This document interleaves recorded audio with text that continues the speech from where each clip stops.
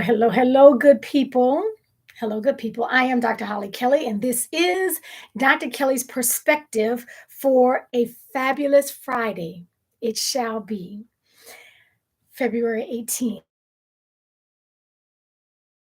Okay, I continue going through the diaspora, bringing nuggets to us specifically through Black History Month. And I want to highlight an author, Sterling A. Brown, not the actor, Sterling K. Brown. I think you'll like this, Michael.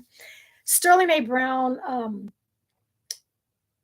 published, he was a professor of English. Father was a slave. Don't try to tell me what we can't do as a people. His father was a slave, and he comes through that lineage, born and raised in DC. And his genre of choice was poetry specific to the Black family, in the Southern Black family. I want you to listen to this poem that Sterling A. Brown wrote in 1932, literally almost 100 years ago, and juxtapose that against what has happened, the most recent, or one of the most recent cases, with the two teens fighting in New Jersey in the mall. And what the cops do, how they respond, how without even it's second nature to respond in this manner. Sterling A. Brown's poem entitled Southern 1932. Let us forgive Ty Kendricks. The place was Darktown. He was young. His nerves were jittery. The day was hot. The Negro ran out of the alley, and so Ty shot. Let us understand Ty Kendricks. The Negro must have been dangerous because he ran. And here was a rookie with a chance to prove himself a man. Let us condone Ty Kendricks if we cannot decorate. When he found what the Negro was running for, it was all too late. And all we can say for the Negro is it was unfortunate.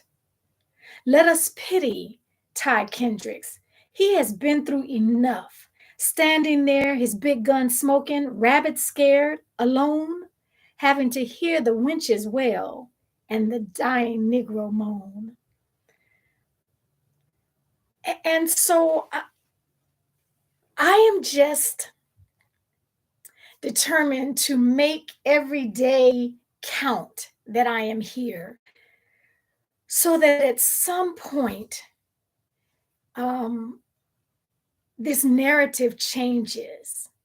This narrative is still very alive and well, and we see it with the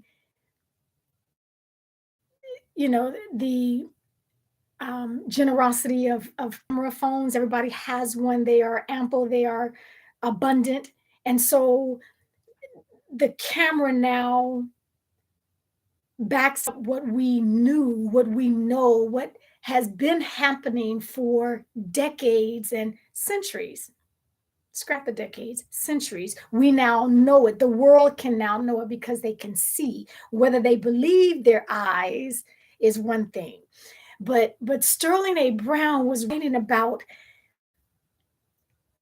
the natural inclination for the Southern cop to distrust, to disbelieve, to be fearful of a Black body. And here we are, almost 100 years later, not reading about it in one of his poems, but watching it play out over and over and over again with the same sequence. At some point, we have to realize that all of us play a role in turning the tide. All of us have and can do something. And I do not have the answer. I do know that it's not one answer. It's going to come from multiple streams, multiple different ways of how we think, of different experiences to bring resolve to this issue that we have in this nation in particular. So again, that was Sterling A. Brown's Southern Cop, published in his book of poetry. Book was Southern Road in 1932. And yet we can turn on the TV and see in New Jersey the same thing happening. Something's got to change. And so I'm going to find my way to the change. I am part of the change, as are you. So we need to do what we can, all that we can, while we can, with whom we can. Have a phenomenal weekend. I'll catch you here Monday.